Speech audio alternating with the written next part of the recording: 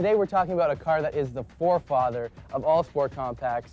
It's the 240Z from Datsun. Jeff is the restorer of this beautiful car. Jeff, let's talk about how long it took you to restore this. About 11 years. It was headed for the wrecking yard. 240s are notorious for rust, and this one was bad.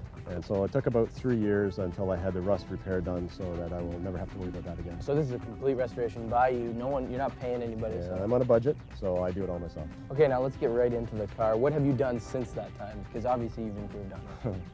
How long is your show? Well, I started I'd like to hear that. I did 3 years of rust restoration. Yep. Then when I went back on the road, it had the original 240 motor with SU carburetors. The 2.4. Yep. And now it has a 3-liter programmable fuel injection. So you've really upgraded this. You've modernized it, if you will. Yeah.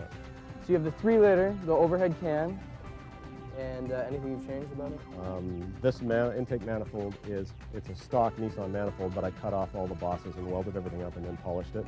And I flowed it, opened it up inside, so there's no restrictions. And it paid off because we've had it on the dyno and it makes about 235 horsepower per unit. Wow. This is a gorgeous restoration. It's the first time for our show, and I have to admit, you've done a really good job.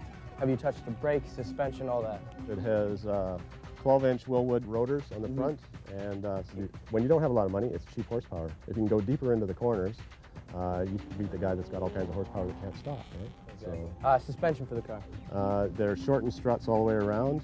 I have Koni adjustables in the front, Takiko Aluminas in the back. It has coilovers. Inside the car, I see some big belts, obviously for your racing. I see you've reinforced the back here. What have you done? What's your theme back here?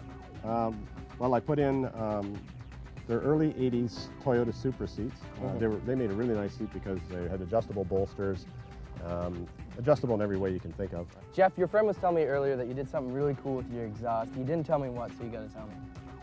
Well, we always thought that the muffler was a bit of a restriction in the exhaust, so what I've done is put a bypass basically beside the muffler.